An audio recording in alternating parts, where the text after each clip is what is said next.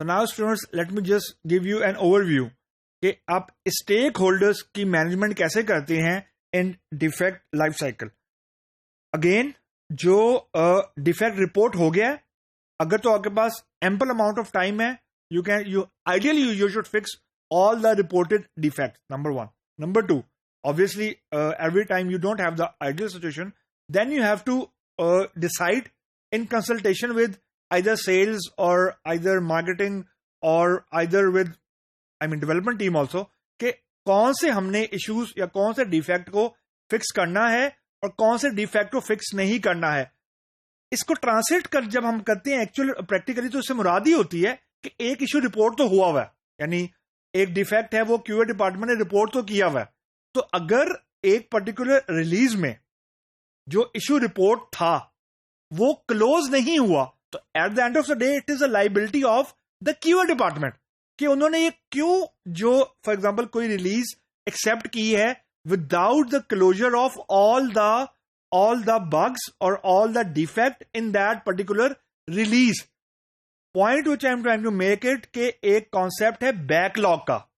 Backlog से मुरादी होती है कि कोई भी प्रोडक्ट अगर है तो उसके अंदर कुछ बहुत ज्यादा ऐसे इश्यूज होते हैं जो कि जिन इश्यूज को या जिन डिफेक्ट्स को उठा के हम लोग रिलीजेस का पार्ट बनाते हैं, और वो डिफेक्ट्स वही होते हैं जो due to lack of time या due to lack of available human resource या व्हाटसोएवर रीजन हम एक रिलीज से ड्रॉप कर देते हैं। तो अगर एक रिलीज से हमने किसी डिफेक्ट को ड्रॉप किया है, it has to be communicated.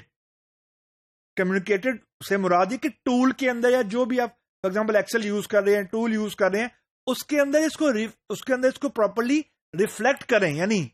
Expectation setting की बात मैं कर रहा हूं। एक्सपेक्टेशन सेटिंग से मुराद ये है कि ऐसा कतई नहीं होना चाहिए कि मार्केटिंग डिपार्टमेंट ने ये कम्युनिकेट कर दिया हुआ है कि your product is coming with all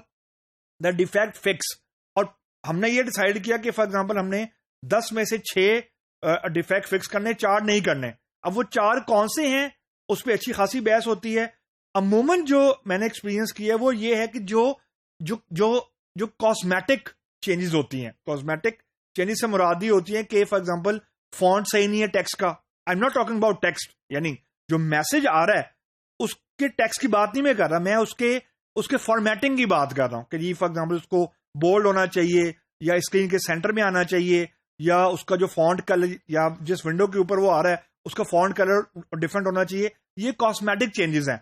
जो टेक्स्ट डिस्प्ले हो रहा है वो कॉस्मेटिक चेंज नहीं कभी होता, वो तो बड़ा क्रिटिकल चेंज होता है। तो अमूमन जो माइनर चेंजेस होती हैं वो इग्नोर की जाती हैं for a particular release if you have to do a trade off between what to do and what not to do.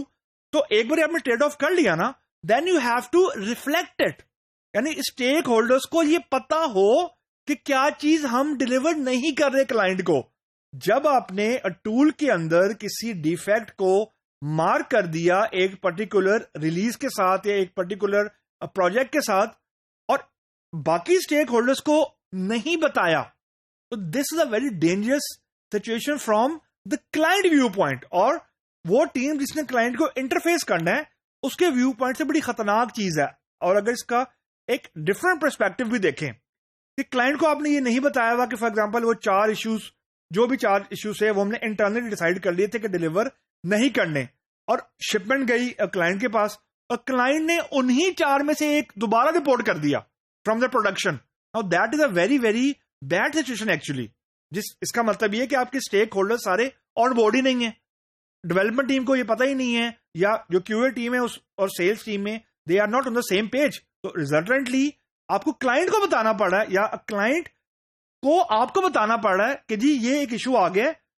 इसको फिक्स करें, रादर कि आप क्लाइंट को बताएं कि ये नॉन इशू है,